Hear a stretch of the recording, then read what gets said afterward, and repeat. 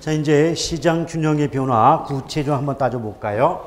일단 수요와 공급 중에서 어느 한쪽이 변화할 때 과연 균형 가격과 균형 양이 어떻게 변화하는가를 먼저 살펴보도록 하겠습니다.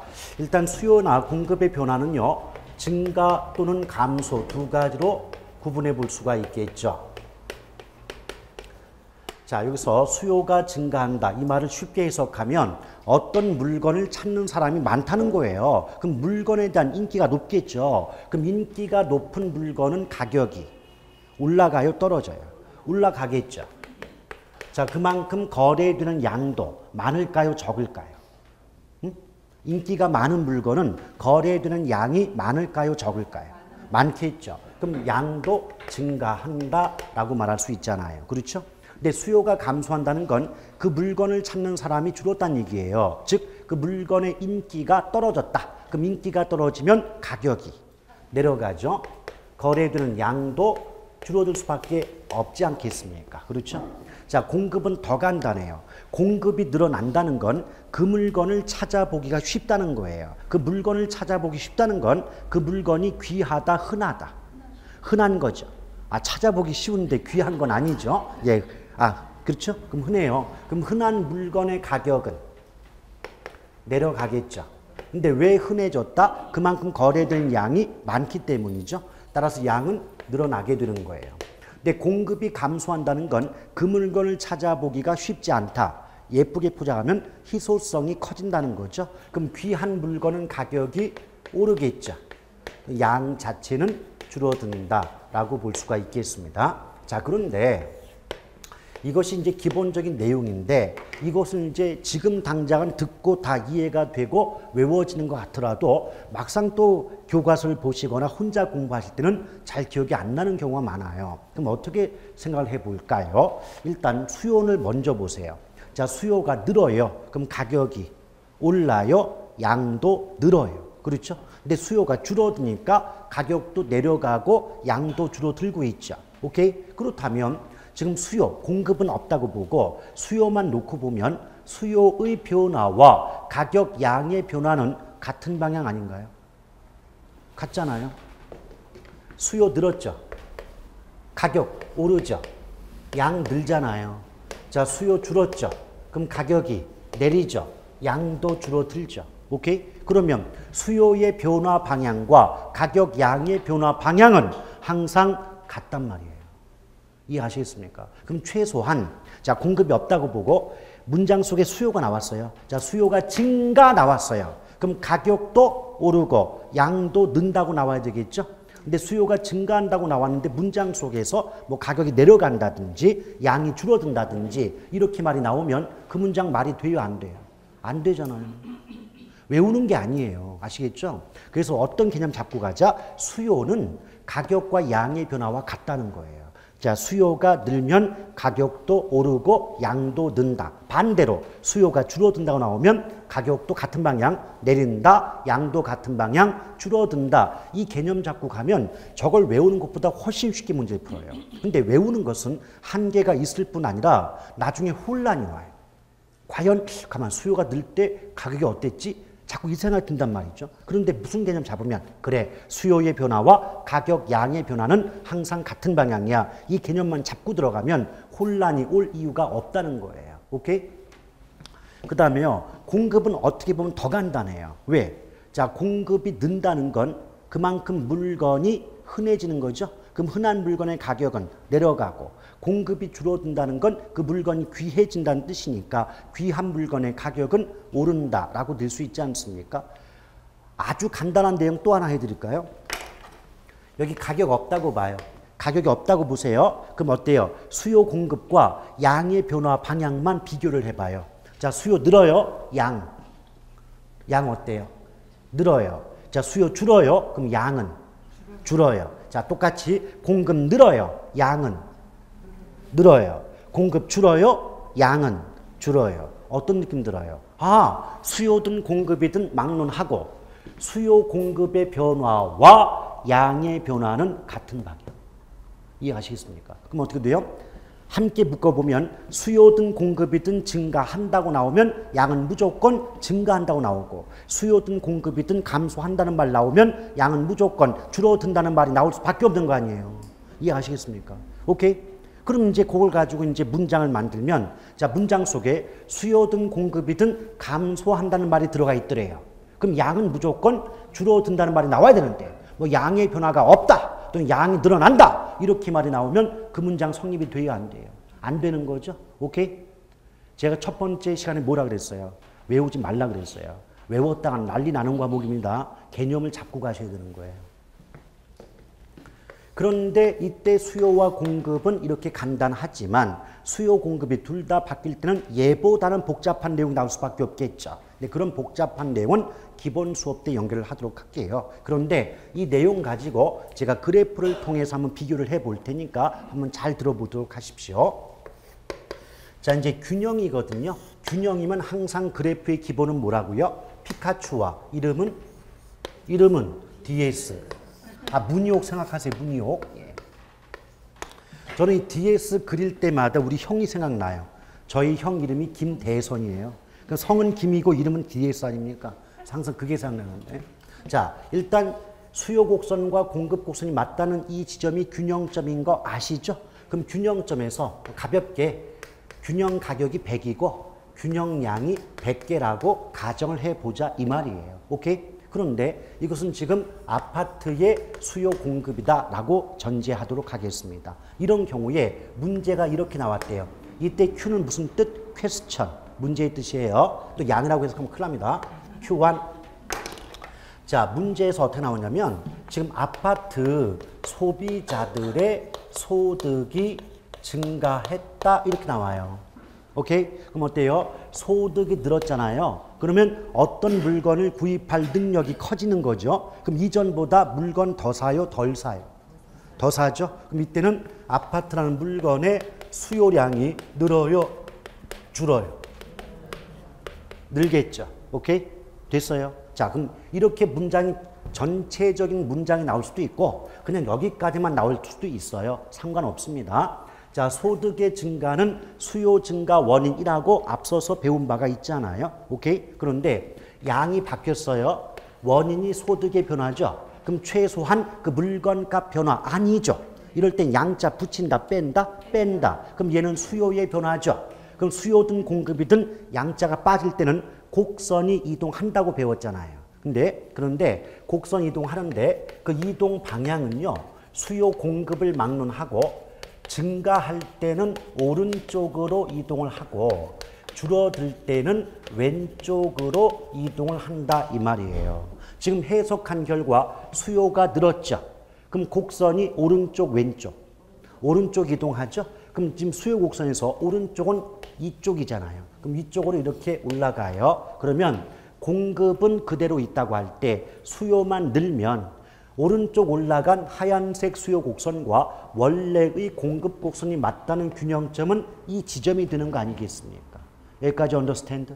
자, 그럴 때 여기서 새로운 균형 가격과 새로운 균형량이 결정이 된다 이 말이에요. 그럼 여기까지 보고 해석해 봅니다. 지금 수요 곡선이 오른쪽 이동했다는 건 수요가 증가함을 의미하는 거 이해되죠? 그럴 때 균형 가격은 100원에서 150원으로 오르게 되고 균형량은 100개에서 150개로 늘지 않습니까? 그럼 결론 수요가 증가하면 가격 오르고 양 늘어난다는 거죠.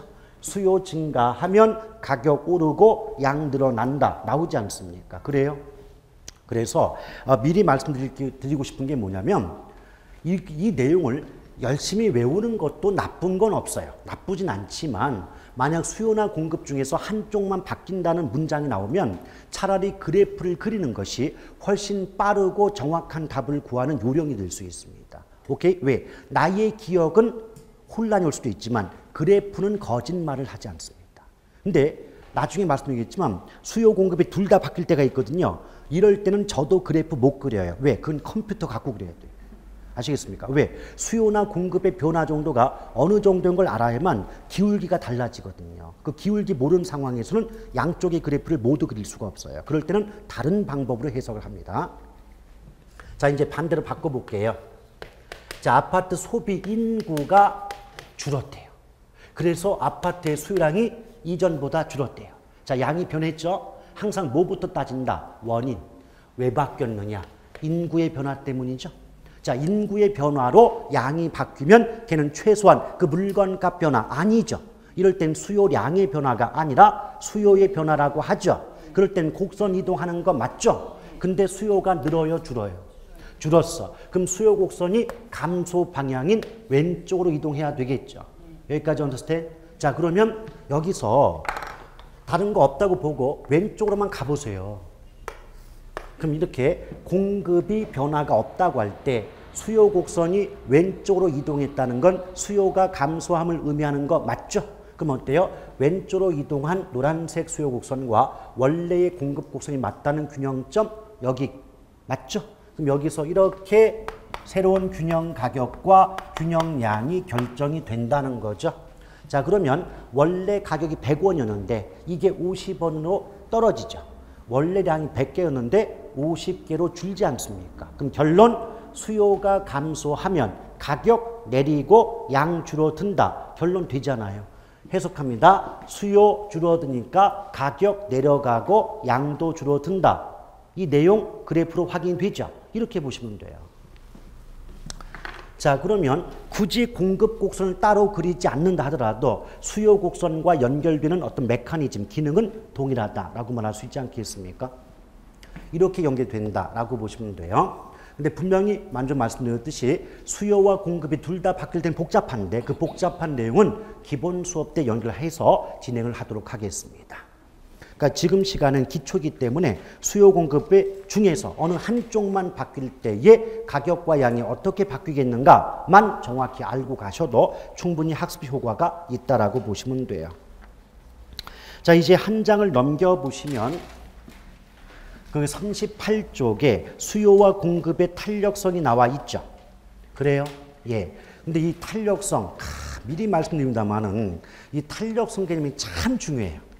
문제도 참 잘 나오고요. 근데 여기서 한 문제만 나오면 제가 차라리 너무 어려우면 포기하세요 라고 할 수도 있는데 여기서만 나오지 않아요. 탄력성 개념이 경제론뿐만 아니라 정책론, 그 다음에 투자, 저쪽에 금융, 간평, 마케팅론까지 끊임없이 나오는 표현 중에 하나가 뭐다? 탄력성이기 때문에 탄력성 개념을 잡지 못하고 가면 한 문제가 날아가는 게 아니고 최소 5문제를 포기하는 셈이에요.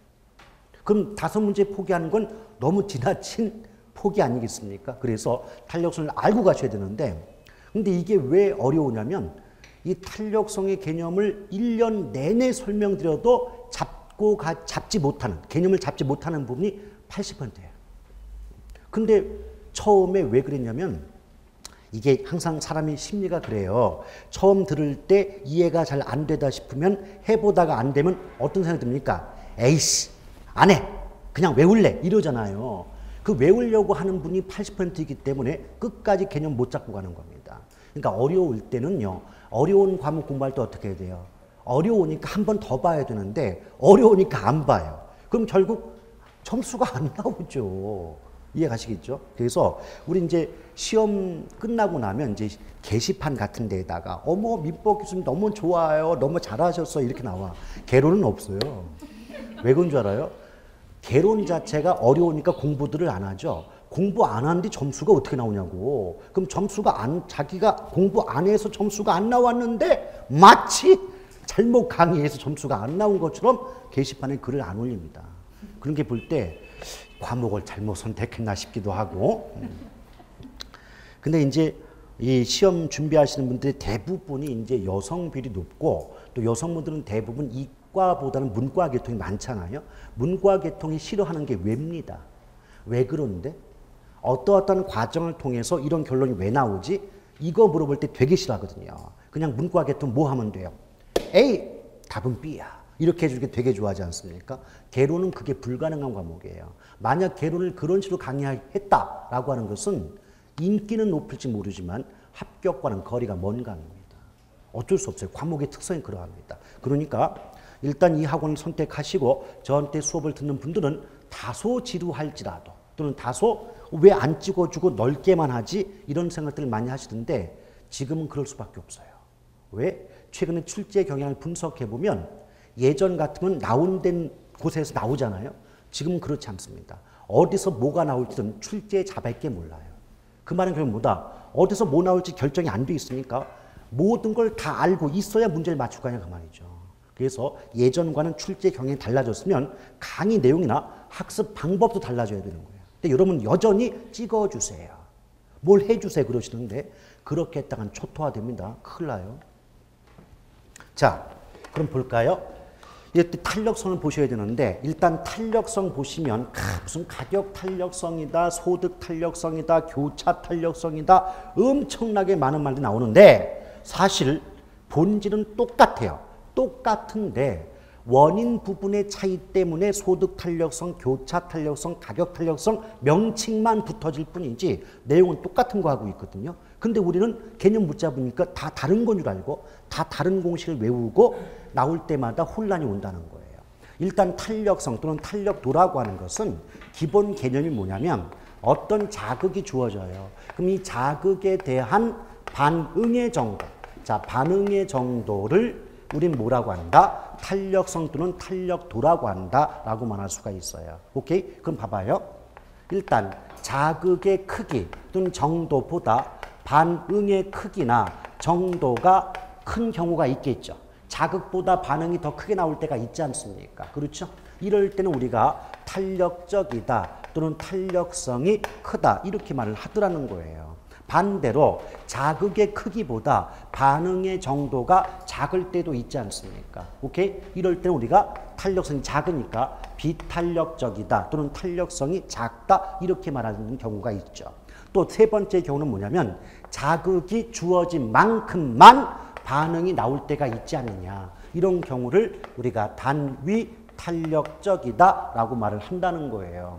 제가 저번 시간에 왜 그 부중성인가 그거 얘기할 때 완전 비탄력이다 그거 얘기할 때 가볍게 언급을 해 본 바가 있지만 제가 간지럽힌다 또는 어떤 꼬집는다 이것도 자극이라고 한 바가 있지 않습니까? 그렇죠. 그럼 간지러움을 태우는 건 자극이고 간지러움을 타는 건 반응이죠.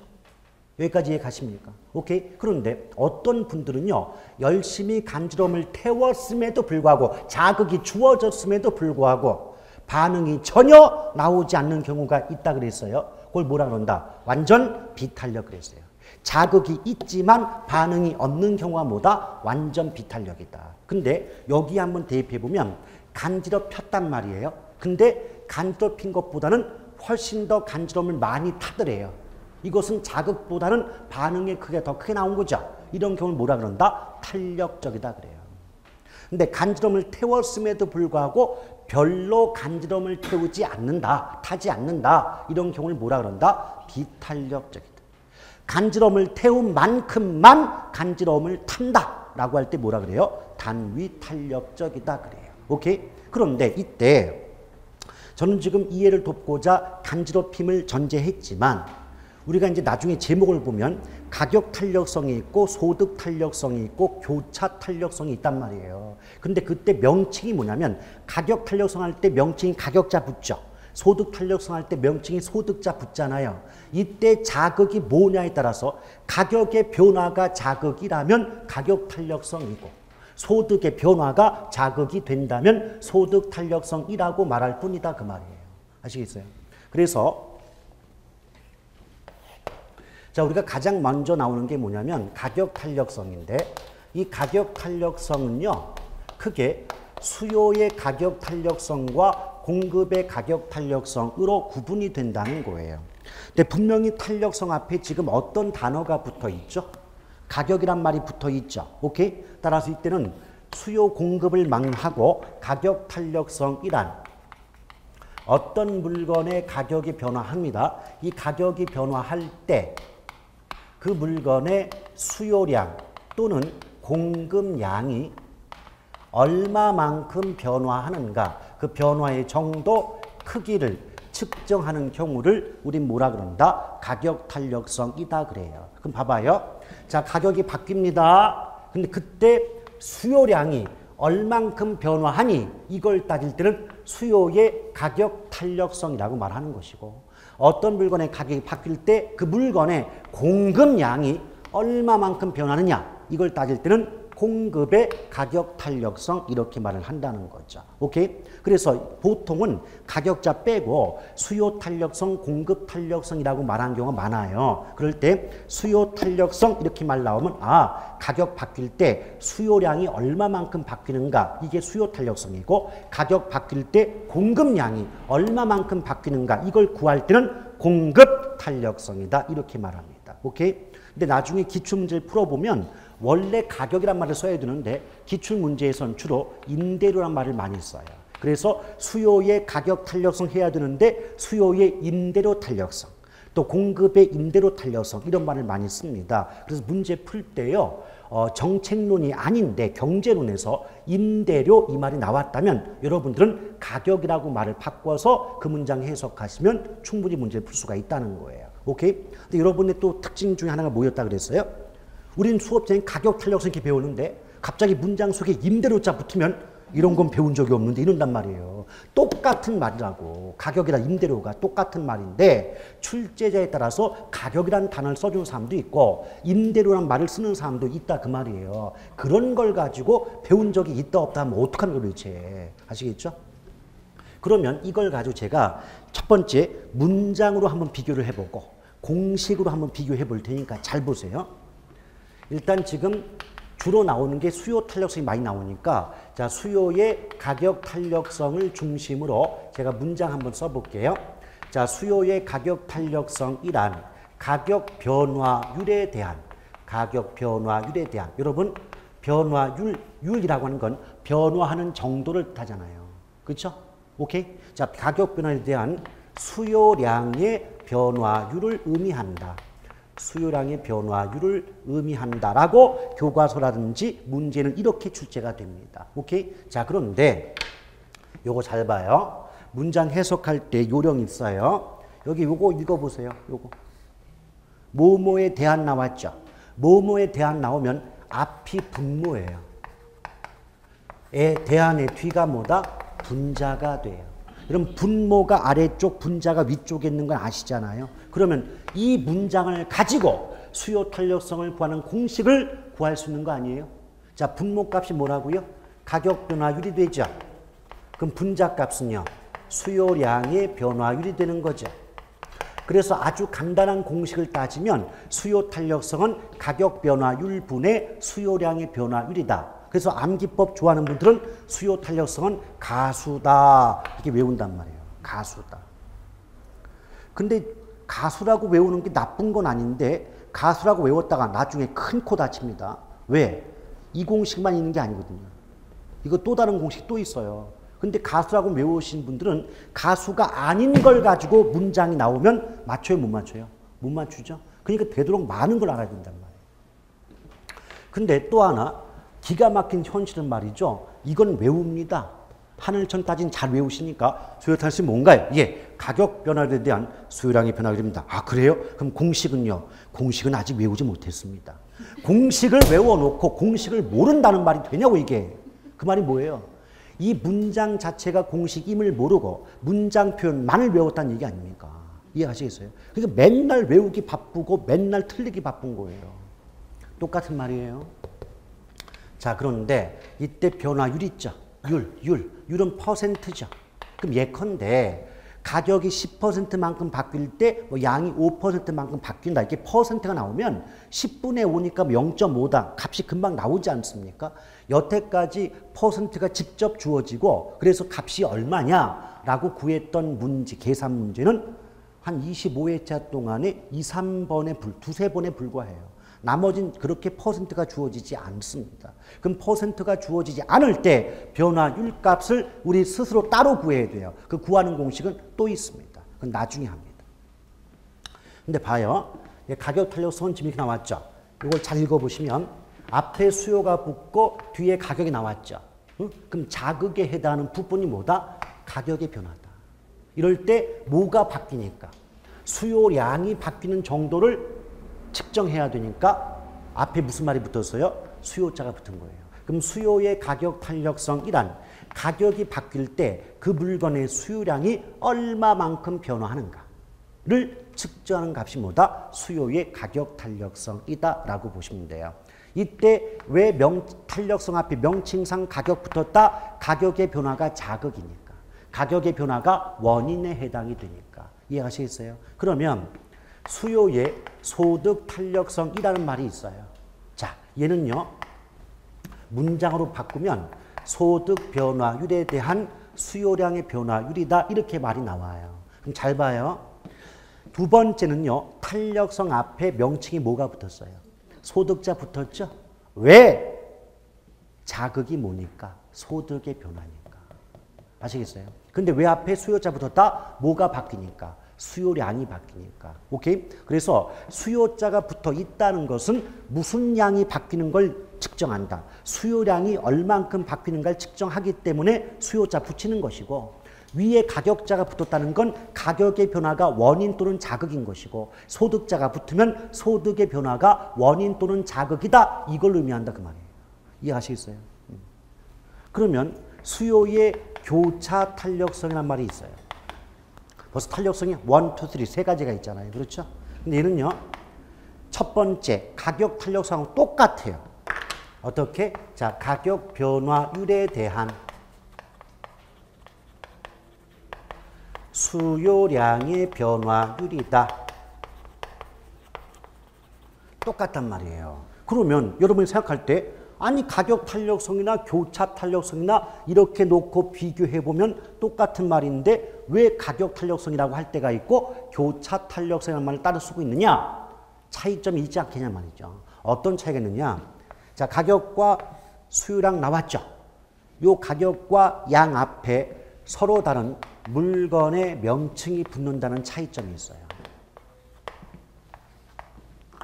아시겠어요? 자, 가운데 소득 탄력성 없다고 보자 이거예요. 소득 탄력성 없다? 그럼 가격 탄력성과 교차 탄력성 문장 비교해 보라고요. 지금 기본적인 문장 구조는 동일하죠. 가격 변화율에 대한 수요량의 변화율을 의미한다. 기본적인 구조는 같죠? 근데 위에 가격 탄력성에는 서로 다른 두 개의 물건이 있어요, 없어요? 없어요. 근데 교차 탄력성은 A라는 어떤 물건의 가격이 바뀔 때 B라는 다른 물건의 수요량이 얼마만큼 바뀌는가? 이걸 측정하는 값이 교차 탄력성이에요. 이해하시겠습니까? 오케이? 그럼 봐봐요. 1, 2, 3 문장 구조 비교합니다. 마지막에 수요량의 변화율을 구한다는 결과 똑같죠. 오케이? 자, 여기도 수요량의 변화율, 수요량의 변화율, 수요량의 변화율. 오케이? 구조 똑같아요. 그러니까 전부 맨 앞에 무슨 말이 붙는다? 수요, 수요, 수요가 붙는 거. 오케이? 그런데 그 양이 변할 때 그 양이 변하게끔 만드는 자극 또는 원인이 가격의 변화면 무슨 탄력성? 소득의 변화라면, 다른 물건의 변화라면 이해하시겠습니까? 기본적인 구조가 완벽히 똑같다고요. 다만 자극 또는 원인 부분이 가격의 변화일 때는 가격 탄력성이요. 소득의 변화일 때는 소득 탄력성이요. 다른 물건 값의 변화일 때는 교차 탄력성이다. 이렇게 말하더라 그 말이에요. 오케이? 자, 그러면 이걸 가지고 여러분들은 공식을 충분히 예측할 수가 있어요. 자, 전부 에 대한 붙었죠.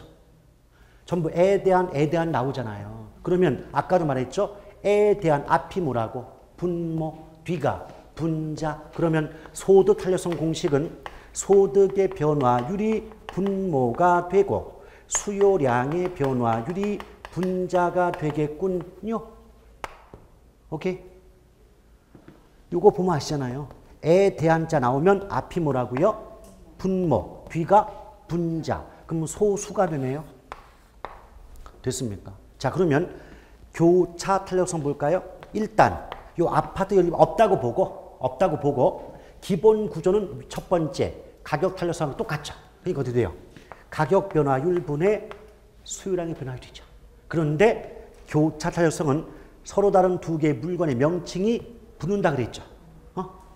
그럼 여긴 제가 지금 아파트 연립 써놨지만 어떤 물건의 명칭 들어가도 관계가 없잖아요. 그러니까 A라는 물건의 가격 변화율 분의 B라는 다른 물건의 수요량의 변화율 이렇게 구하는 게 뭐다? 교차 탄력성 공식이다.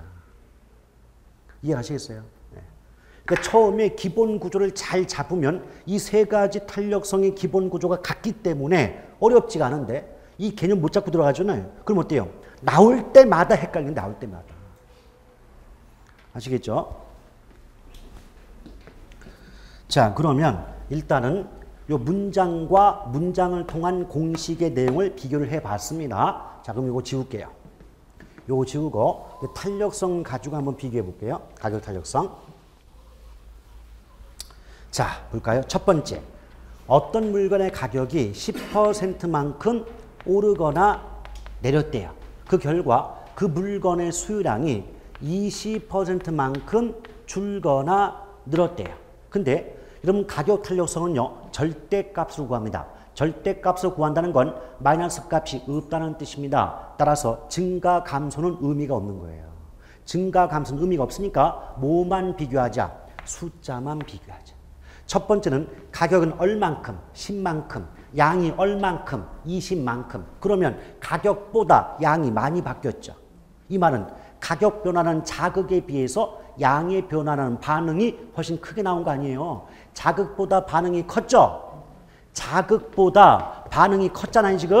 그럼 탄력, 비탄력? 탄력이에요. 그러면 이 내용을 이 공식에 한번 대입해 볼게요. 지금 가격 얼만큼 바뀌었다? 10만큼. 양 얼만큼 바뀌었다? 20만큼. 그럼 10분의 20은 약분하면 2죠. 2라는 값은 1보다 크죠. 자, 수요든 공급이든 가격 탄력성은 기준값이 1이에요. 1. 그래서 1보다 크면 탄력, 1보다 작으면 비탄력이 나오거든요. 지금 1보다 크게 나왔죠? 그러니까 탄력이죠? 오케이? 그럼 이 말을 다르게 바꾸면 가격이 변할 때 그 물건의 수요량이 민감하게 변동한다. 크게 바뀐다. 라고 말할 수 있지 않습니까? 오케이? 자, 그럴 때, 자, 가격이 역시 10만큼 바뀌었대요. 근데 양이 5만큼 바뀌었대요. 자, 증가 감소 신경 쓸 필요 없어요. 가격 탄력성만큼은 뭐다? 음의 값 없다. 마이너스 값 없어요. 자, 그러면 이렇죠. 그럼 자극보다 반응이 커요, 작아요? 작죠. 가격의 변화가 양의 변화보다 큰 거 아니에요. 이 말을 바꾸면 가격의 변화보다 양의 변화가 적게 나왔죠. 자극보다 반응의 정도가 적죠. 그럼 탄력, 비탄력? 비탄력이죠. 오케이? 요 내용을 요 공식에 한번 대입해 봐요. 지금 가격이 10만큼 바뀌었는데 양이 얼만큼? 5만큼 바뀌었죠. 그럼 10분의 5는 값이 얼마예요? 0.5죠. 0.5는 1보다 작잖아요. 가격 탄력성 기준값 얼마? 1. 1보다 크면 탄력, 1보다 작으면 비탄력. Understand? 자, 이 추운 겨울날 잠이 오십니까?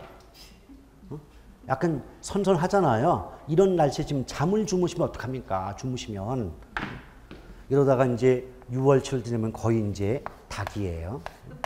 주무시면 완전. 자, 가격이 10만큼 바뀌었습니다. 그런데 양이 그만큼 바뀐대요.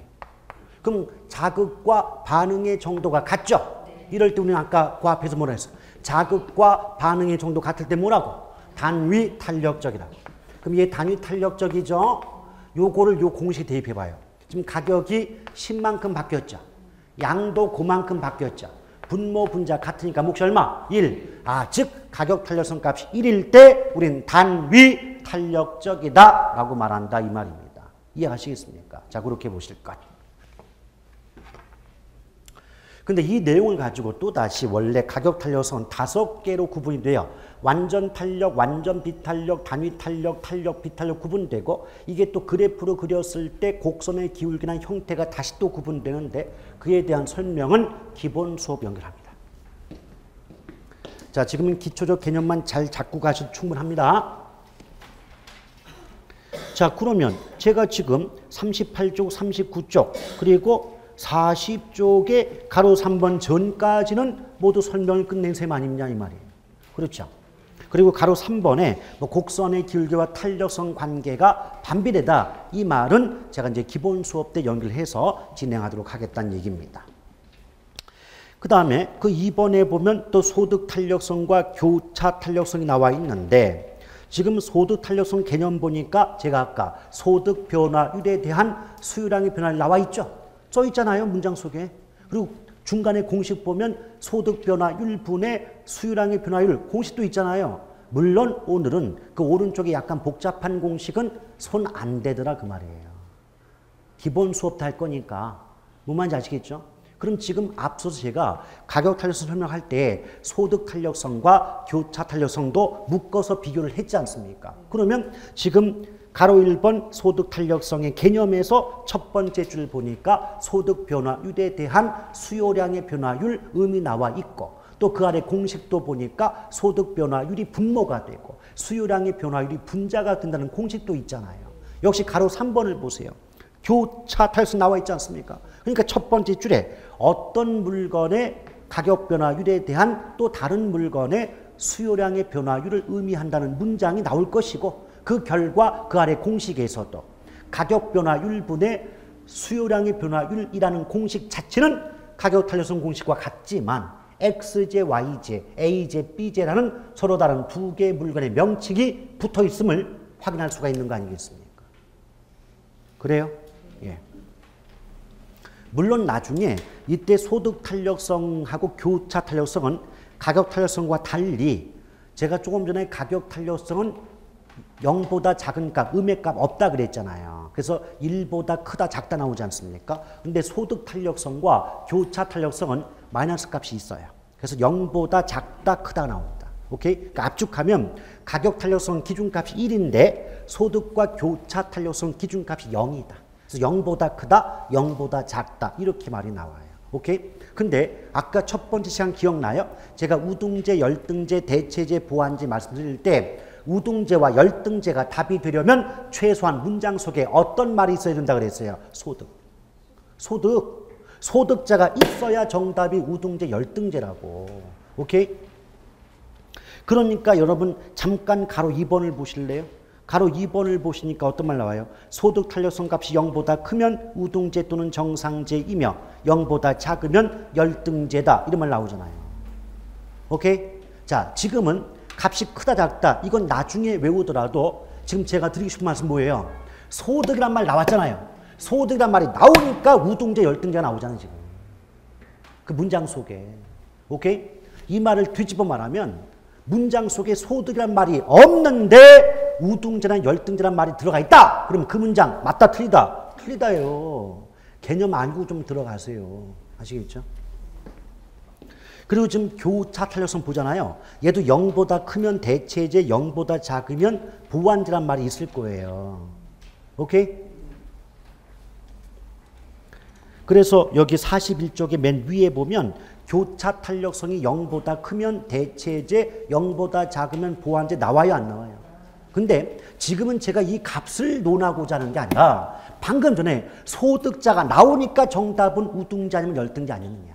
오케이? 그런데 어떤 가격이란 말이 나왔다. 근데 가격과 양이 하나의 물건이 아니고 서로 다른 두 개의 물건이 나온다. 이럴 때는 정답은 대체제 아니면 보완제가 나와야지. 그 속에 우등제나 열등제란 말 들어가면 말이 된다, 안 된다? 안 되는 거예요. 오케이? 그래서 이 문제 점수 많이 얻는 분들 치고 보면은 이런 내용을 막 외우는 분들보다도 어떤 걸 아느냐? 가만 소득자가 없는데 우등이란 말 들어가면 안 돼. 그걸 알잖아요. 그럼 딱 보다가 우등제, 열등제 나왔는데 앞에 소득이 없어. X. 이러면서 막 탁탁 치고 나가니까 어떻게 돼요? 굉장히 신속하고 빠르게 정답을 고를 수 있지 않냐 그 말이에요. 근데 그분들한테 왜 이런 거예요? 여쭤보면 정확히는 몰라 그분도. 그분도 모르는데 뭘 알고 있다? 어떤 말 나올 때 이 말 없으면 답 문제 정답 안 된다. 이걸 아니까 톡톡 치고 나간다고. 오케이? 그런 분들하고 그냥 무작정 문장을 다 외운 분들하고는 하늘과 땅이에요. 왜? 문장 다 외우신 분들은 가장 큰 문제점. 있다를 없다로 바꾼다거나 뭐 AJ, BJ 위치 바꾼다거나 이래버리면 전체적인 구조는 동일하니까 위치 바꾸면 알 수가 없는 분들이에요. 그래서 이 민법이나 어떤 공법 등과 같이 법처럼 개론을 외웠다가는 난리가 납니다. 자, 분명히 말씀드립니다. 암기가 나쁘다는 뜻이 아니라 일단은 먼저 왜 그런가를 알고 나서 이해가 되면 암기가 저절로 되는데 암기를 먼저 하려고 하면 잘 외워지도 않을 뿐만 아니라 외웠다 하더라도 외운 문장이 아닌 다른 말이 나오면 또다시 혼란이 온다 그 말이에요. 그래서 먼저 이해하고 그 다음에 내용을 암기하는 그런 방법이 가장 중요합니다. Understand? 예. 자, 여기까지 보시면 탄력성까지 끝냈잖아요. 이제 그 다음에 제3장 경기 변동론이에요. 근데 거기 보면 뭐 일반 경기 해가지고 뭐 그림도 나와 있고 막 그러잖아요. 그렇죠? 구색을 맞추고자 한 거예요. 무슨 말이냐? 우리가 지금 배우는 과목이 무슨 학개론입니까? 부동산 학개론이죠. 그럼 여러분이 출제자라면 일반 경기에 대한 문제 낼래요? 부동산 경기에 대한 문제 낼래요? 부동산 경기에 대한 문제 낼 거 아니야? 따라서 그런데 문제는 그래도 책이라는 것인데 일반 경기가 이러하니까 비교했을 때 부동산 경기가 이런 모습이 있지 않니? 라고 하는 게 체계이기 때문에 일반 경기를 붙여놨을 뿐이지 시험에는 나온다 안 나온다? 안 나와요. 그래서 곧바로 오른쪽 부동산 경기부터 보셔도 전혀 상관이 없다는 거예요. 오케이? 그런데 그냥 아예 그냥 넘어가긴 좀 찝찝하니까 잠깐 그림만 잠깐 볼게요.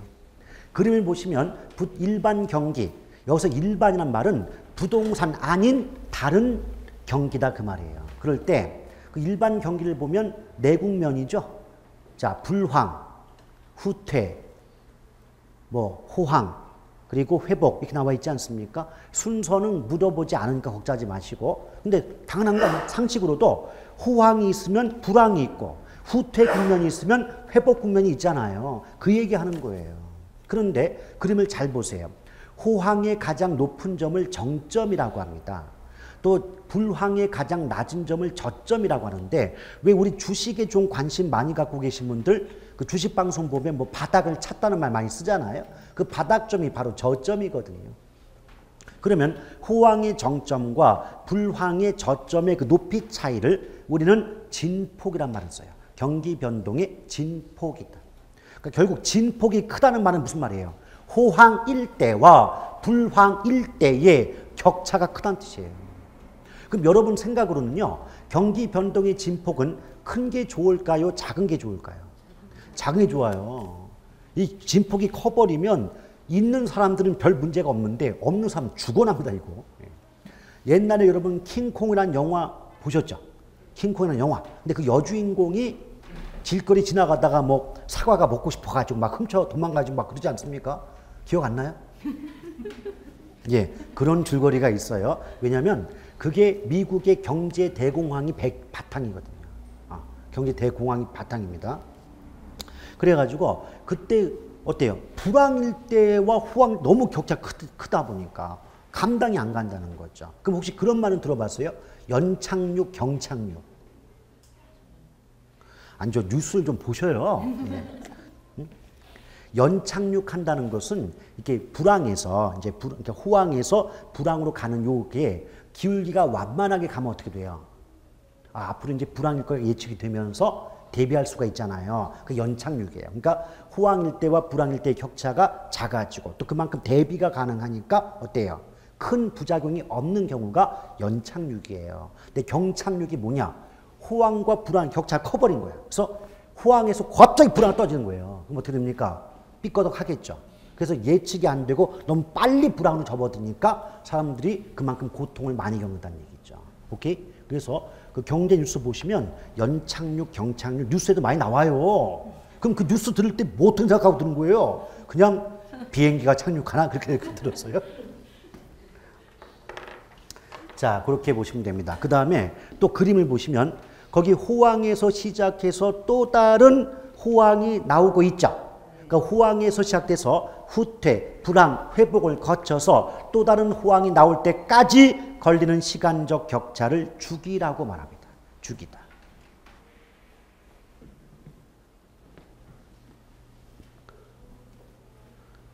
그럼 여러분, 주기가 길다라고 하는 것은 호황이었다가 다시 호황이 나올 때까지 시간이 오래 걸린다는 뜻이죠? 그래요? 그럼 여러분 생각에는 좀 전에 본 것처럼 진폭은 큰 게 좋을까요? 작은 게 좋을까요?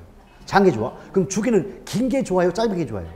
어차피 변할 것 같으면 짧게 갔다 와라 이 말이죠. 짧게 갔다 와라. 그래서 주기는 짧고 진폭은 작은 게 우리 입장에서는 좋은 거죠. 그런데 문제는 좀 이따 보시면 아시겠지만 부동산 경기는 일반 경기보다 주기는 길고 진폭은 커요. 그 말은 부동산 경기는 일반 경기보다 좋을 때와 나쁠 때 격차가 너무 크고, 그 다음에 그 호황에서 다시 불황 회복을 거쳐서 다시 부동산 경기 좋아질 때까지 너무 오랜 시간이 걸린다는 말이에요. 지금 우리 부동산 현실적으로도 우리나라의 부동산 경기 침체된 상태가 벌써 넓게 보면 10년 이상이 됐어요. 근데 지금 최근의 경우는 거의 뭐 저점에 가까워지는 경향을 보이는데 그만큼 최악이죠. 최악이에요. 근데 이럴 때 여러분들은 자격증을 빨리 따라 이 말입니다. 왜? 옛날에 그런 말도 있잖아요. 뭐 위기는 뭐 새로운 기회다는 말이 있듯이 지금이 최악의 상황이면 곧바로 바닥을 찰 수밖에 없다는 거죠. 다시 회보로 갔을 때 그때는 이제 조금씩 돈을 벌게 돼 있단 말이에요. 근데 그때 가서 아 이거 되겠다 싶어가지고 막차를 타는 순간 아니 1년 만에 딴 날은 보장이 없잖아요. 그러니까 어떻게 돼요? 남들 열심히 돈 벌고 있을 때 나는 공부하고 있어야 된단 말이죠. 그래서 이 시점이 가장 공부할 때는 가장 바람직한 시점이다 라고 보시면 돼요. 자, 그리고 금년이 갑오년이었죠. 내년이 을미년이요. 아주 환장하는 날입니다. 왜냐? 우리 역사적으로 볼 때도 갑오년은 갑오개혁 아시죠? 갑오개혁이 별거 아닌 것 같지만 1000년 이상을 흘러온 신분제도가 철폐된 대개혁의 시기가 갑오년이에요. 이 갑오년은 각종 사건, 사고가 많이 발생할 수밖에 없는 해입니다. 그러니까 그렇게 무서워했는데 갑자기 세월호 빵 터지네. 그렇죠? 근데 그에 못지않게 힘든 시기가 언제다? 을미년일세. 그렇죠. 국모가 시해된 날 아닙니까? 그 해죠. 내년에 을미년도 갑오년 못지않게 어려울 겁니다. 허리띠 졸라 매고 계십시오. 원래 갑오년과 을미년에는 새로운 투자 등을 삼가하는 게 역학적으로 바람직합니다. 가만히 계셔요. 근데 왜 이렇게 어려울 때 가장 좋은 게 뭐다? 돈 안 드는 거. 공부예요. 집에서 공부만 해봐 나갈 게 없기 때문에 지출이 없습니다. 그래서 공부가 가장 좋은 시점이 사회적으로 불안한 시점입니다. 그런데 우리나라 국군은 내년 을미년만 지나면 승승장구합니다. 그러니까 내년 때까지만 조금 버티시면 훨씬 좋은 상황이 오지 않겠나 저는 개인적으로 그렇게 봅니다. 근데 여러분 그거 알아요? 을미년은 학문이 어렵게 나옵니다. 네? 학문이 어려워지거든요. 그 말은 학계론 문제 상당히 어려울 겁니다. 그것은 역술적인 관점에서 그러는데 뭐 우리의 바람으로 좀 쉽게 나오면 좋겠는데 제가 볼 때는 이게 상식적으로도 어렵게 나올 패턴일 수밖에 없어요. 왜냐하면 그 출제위원들 계약 기간이 3년이거든요. 3년. 요번 25회차가 1차 년도였어요. 1차 년도. 근데 이 양반들 제가 보니까 출제 기간 보니까 계산을 되게 좋아하는 분들이에요. 그래서 계산 문제를 많이 냈잖아요. 그러니까 계산 문제 자체의 수준은 낮은데 계산이 너무 많이 나와버리니까 수험생들이 멘탈 붕괴 왔죠. 거기다가 나머지 문제를 보면 과거 기출 문제를 거의 베낀 수준이었어요. 그러니까 객관적 난이도는 높지 않았다겠죠, 분명히. 근데 너무 계산이 많이 나오는 숫자가 너무 많이 나오니까 우리 수험생들이 거의 갔죠. 뭐 흰 건 종이, 뭐 검은 건 글씨였어요. 그래서 힘든 결과 나왔는데 누가 계약을 하더라도 출제위원들이 가장 어렵게 내는 패턴이 두 번째입니다. 여기 첫 번째죠, 25회가. 그럼 26회가 새로운 위원들이 두 번째예요, 두 번째. 두 번째는 문제 수위 높아요. 높아요. 그 가장 쉬울 때가 언제냐? 말년. 제대 말년이죠. 그러니까 3년째. 내후년 때는 어차피 나 위원 끝나는데 가져가시고 이렇게 던져줄 때가 3년 차예요. 그 패턴입니다. 그래서 그 패턴을 놓고 보더라도 금년 개론 문제는 그렇게 만만하지 않을 거다라고 생각하시고 빡세게 공부하셔야 됩니다. 뭐 하기 위해서? 합격, 노, 과락을 면하기 위해서. 빡세게 공부하셔야 돼요. 근데 하나 또 긍정적인 부분이 있다면 하기 어려우면 법은 쉬워요. 그러니까 이 개론 과락을 넘기고 한 50만 놓고 이 민법에서 얹어서 가시면 충분히 합격은 되는데 개인적으로는 하기 좀 너무 어렵게 나올까 봐 그게 좀 걱정이 돼요. 법은 어렵게 나와도 달리 바꿔낼 수가 없기 때문에 배운 대로 나오지만 학은 어렵게 나오면 선생들도 손 못 씁니다. 그만큼 어렵습니다. 그러니까 대충 암기하겠다 그런 얄팍한 학습은 아니 되옵니다. 자, 그 다음에 오른쪽 보시면 자, 부동산 경기 변동인데 자, 일단 부동산 경기 변동도 일반 경기 변동과 동일한 유형을 보이더라 이 말이에요. 그게 바로 순환적 변동이에요. 그런데 이것만 간단히 말씀드리고 잠깐 쉴게요. 부동산 경기 변동의 유형은 일단 순환적 변동의 모습을 기본으로 비순환적 변동이 나온다는 거죠. 이 비순환적 변동에는 어떤 것들이 있는가 보았더니 뭐 계절적 변동이다. 불규칙적 변동이다. 또 무작위적 추세적 또는 장기적 변동 이 세 가지로 나뉘어질 수가 있다는 건데 이 중에서도 가장 시험에 자주 나왔던 부분이 계절적 변동과 불규칙적 변동 부분이에요. 이때 불규칙적 변동은 다른 말로 무작위적 변동이라고도 하고요. 또 장기적 변동은 추세적 변동이라는 말을 쓰기도 합니다. 자, 그건 나중에 잘 나오게 되는데요. 지금 여기는 그런 말이 없어요. 자, 그럴 때 일단 기본적으로 뭘 알자? 지금 조금 전에 보셨듯이 일반 경기 변동 보셨듯이 상향. 자, 상향은 일반 경기의 호황입니다. 또 하향, 불황이고요. 후퇴, 회복 이렇게 네 가지 국면을 순환하는 모습 보이는 게 순환적 변동이고 그런 변동 이외에 계절에 따라서 부동산 경기가 바뀌는 계절적 변동 전혀 예측하지 못한 어떤 사태로 인해서 갑자기 부동산 경기가 바뀌는 불규칙적 변동 등이 있단 말이에요. 예컨대 부동산 정책이 갑자기 부동산 대책이 세워짐으로써 한두 달 반짝 부동산 경기가 살아남는 경우 있죠. 이런 경우는 예측하지 못한 정부의 대책 등으로 인해서 부동산 경기가 바뀌기 때문에 불규칙 또는 무작위적 변동이다. 이런 말을 쓸 수가 있겠습니다. 자, 그런 게 있다고 보시고요. 43쪽 부동산 경기 변동의 내용은 또 잠깐 쉬었다가 이어갑니다.